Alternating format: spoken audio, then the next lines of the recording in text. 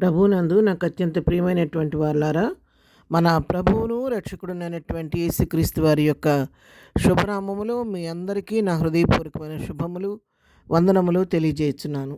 ఉదయకాల సమయంలో దేవుని వాక్యాన్ని ధ్యానం చేసుకుందాము. ఈరోజు వాక్య ధ్యానము కొరకు మనం తీసుకున్నటువంటి లేఖన భాగము కీర్తనల గ్రంథము 37వ కీర్తన 18, 19 వచనాలు చదువుకుందాం. నిర్దోషుల చర్యలను యెహోవా గుర్తించుచున్నాడు, వారి స్వాస్థ్యము సదాకాలము నిలుచును. ఆపత్కాలమందు వారు సిగ్గునొందరు, కరువు దినములలో వారు తృప్తి పొందుదురు. ఆమేన్. దేవుని నామమునకు మహిమ కలుగును గాక. ఈ వాక్య భాగాన్ని మనం గమనించినట్లయితే ఈ కీర్తన 37వ కీర్తన భక్తుడైన దావీదు రాసినటువంటి కీర్తన.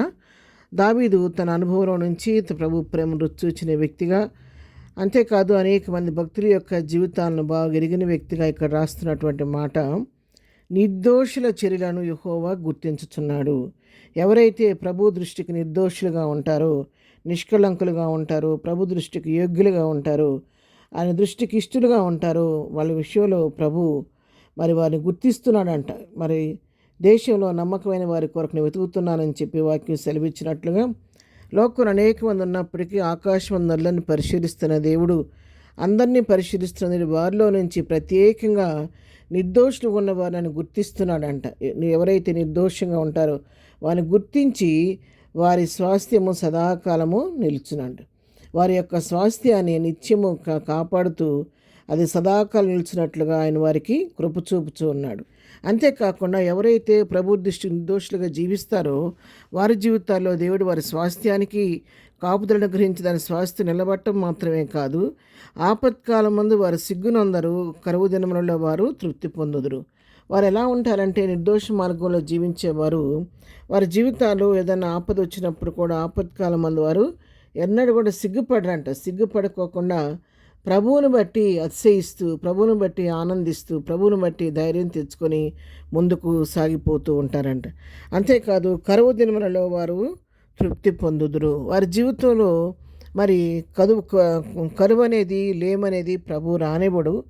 ఒకవేళ కరువు కాలం వచ్చినప్పుడు కూడా, కరువు కాలంలో కూడా దేవుడు వారిని తృప్తిపరుస్తూ ఉంటాడంట. ఈ వాక్యాన్ని మనం చదువుతూ ఉంటే కొంతమంది భక్తులు మన జ్ఞాపకం వస్తున్నారు కదా. ఇక్కడ వారి స్వాస్థ్యము సదాకాలం నిలిచిన దాని విషయంలో యోబును గురించి అపవాది ఏమంటుందో చూసావా?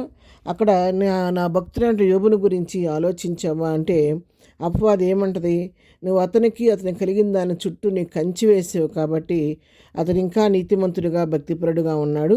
ఒకసారి నీ చేయి చాపి వైని తొలగించి చూడు, ఆయన ఎట్లా ప్రవర్తిస్తాడని చెప్పని దేవునితోనే సవాలు విసిరింది.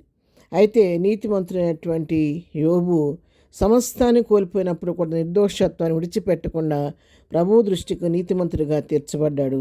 ప్రభు దగ్గర నుంచి కృపను పొందుకున్నట్టుగా మనం వాక్యంలో చూస్తూ ఉన్నాం. అంతేకాదు ఆపత్కాలం మందు వారు సిగ్గునందరు. ఆపద వచ్చినప్పుడు వారు సిగ్గుపడరు. దానియేలు గొప్ప ప్రార్థనాపరుడు, నీతిమంతుడు, నిర్దోషి. కానీ తన తప్పులెతకాలని ప్రయత్నించిన ఒక దోషం కూడా ఆయన కనబడలేదు. కానీ ఆయన సింహాల బోన్లో వేస్తే ఆయన సిగ్గుపడకుండా సింహాల బోన్లోకి ధైర్యంగా సింహంలాగా వెళ్ళాడు. సింహంలాగానే, రాజసింహంలాగా బయటికి వచ్చాడు.